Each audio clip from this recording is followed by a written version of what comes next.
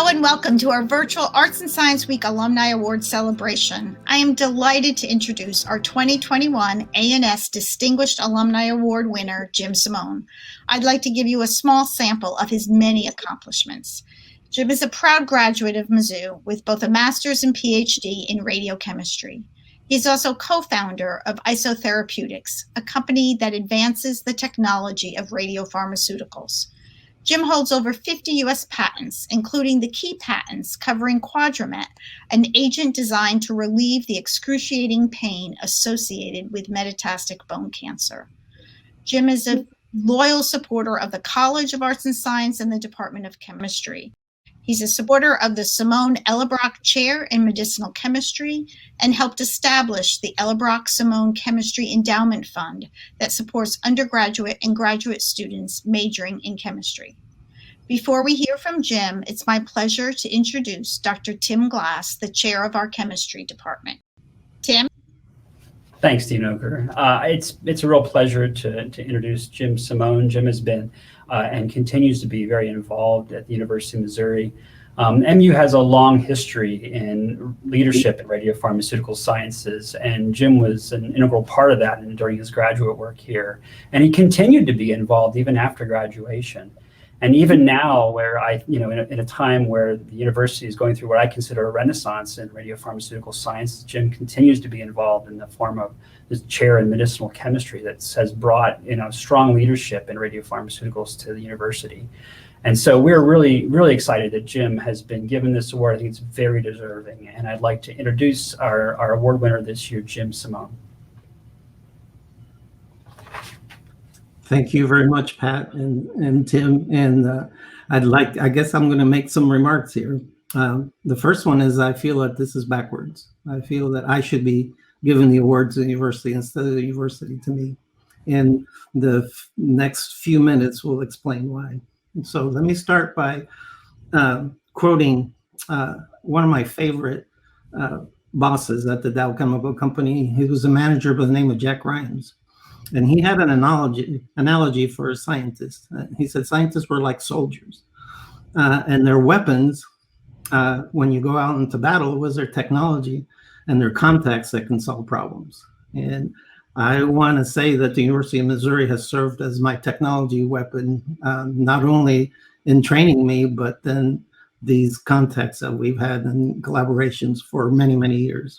And so let me tell my story real quick, and you'll see what I mean.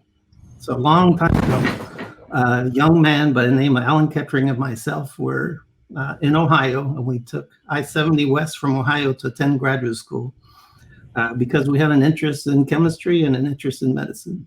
And so we went to the University of Missouri. There we found David Troutner. Professor Troutner was a radiochemist. He was chairman of the department, and he was about to start research in nuclear medicine. So Alan and I became, as far as I know, the first two graduate students to ever do research in nuclear medicine at the University of Missouri. And we had that as a big privilege. It wasn't very long before he introduced us to Win Volkert. And Professor Volkert was amazing. He was, I would not have made it through school without him. He was a great mentor. So now I had Professor Troutner and Professor Volkert as people that I could go to. Not only that, but pretty soon I got introduced to Dr. Richard Holmes. And Dr. Holmes was the chief of nuclear medicine at the university and VA hospital. And he's also past president of Society of Nuclear Medicine. So he had a huge name already in nuclear medicine. So I made those contacts. Then let me tell you about the graduate students there. It was like a family. So we all did things together. We all worked hard, we played together, and family members is the best description of that. One of those guys was Steve Allenbrock, who's become a lifelong friend. And Steve got out of Missouri a little earlier than I did and was at Dow Chemical Company. He made a big impact in my life because he recruited me to Dow Chemical. So I came down here to Texas, where I've been ever since. So one more person, what I found at the Dow Chemical Company was, and I didn't know this before I got there, they were experts in metal ion control. So specifically the chief scientist of that was a young man at the time, by the name of David Wilson. None of us are young men anymore. So David was an expert in controlling metal ions. Well, if you control radioactive metal ions, you have a radiopharmaceutical. And so again, David and I have been long-time friends. We were very, very good friends for life. So David and I talked the Dow Chemical Company into investing in radiopharmaceutical research. And where were we going to do that? Well, at the University of Missouri. And so David and I were at Dow supplying the chelating agents, the chemicals. Murr, of course, made the isotopes. We had a graduate student in chemistry and the technology at the VA hospital. And that was a program that we started. And it wasn't very soon.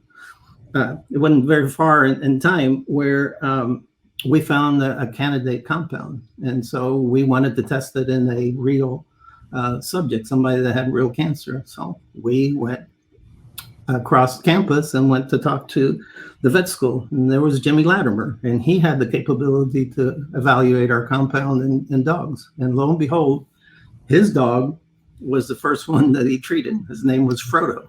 And so that's kind of history there with Frodo being the first one, and it was his own dog. He treated several more dogs, and it was pretty obvious that this was a really good candidate, wanted to take it into the clinic. So what did we do? Well, we went to the VA hospital, and Dr. Holmes, which I mentioned earlier, was there. And he was the one that did the first patients for samarium EDTMP, which turned out to be Quadramet. So that grew into a drug. So very early in my career and very early in this group, we had a product, a radiopharmaceutical product. So meanwhile, the Troutner and Volker group did not stop working. They took the research that I did with technetium amines and all of a sudden figured out a way to make a neutral chelate that crossed the blood-brain barrier. That got licensed out again. That became a brain agent called Ceratec. So two products ended up as approved drugs in a very short time there at the University of Missouri. All those names in the university got a lot of notoriety for that. When Dr. Troutner left, the university recruited Sylvia Urison. And so Sylvia was a good friend and an amazing person. So she spent a lot of time at the university and had a great career.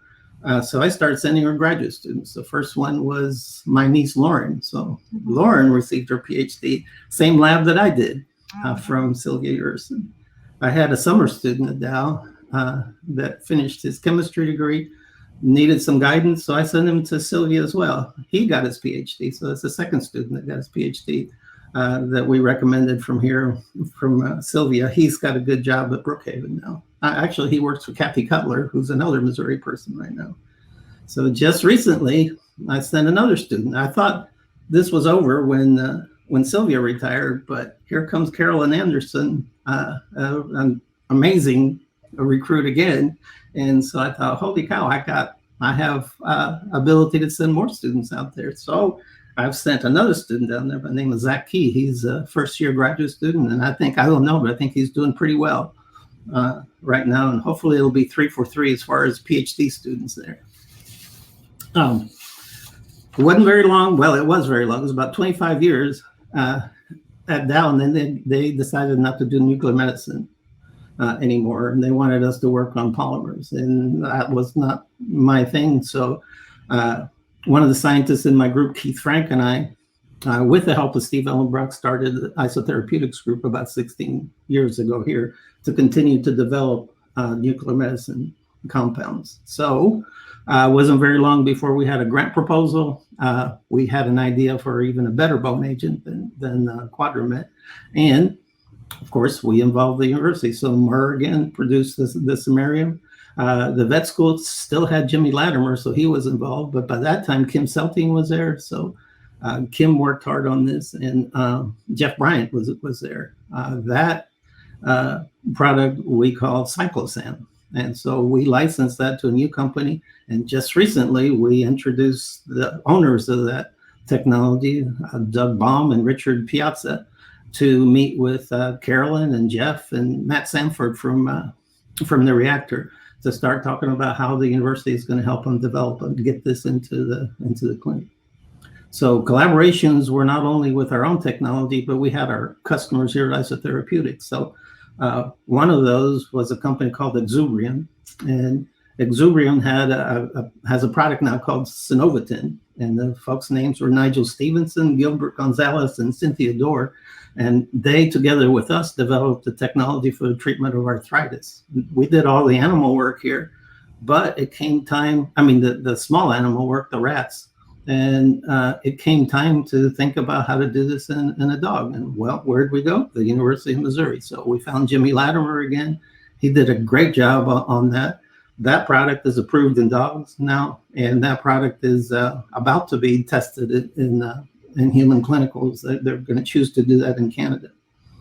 Our latest collaboration, you guys probably don't know about this yet, is again with the vet school. So Steve Albrecht and I started a company. We had some technology at Dow for the treatment of congestive heart failure, and we needed a little bit better formulation. We found that, and we've got a terrific way of treating congestive heart failure and other water diseases and like kidney disease. So we asked Jeff for a referral for the university and the vet school, and he came up with Dr. Kelly Wiggins.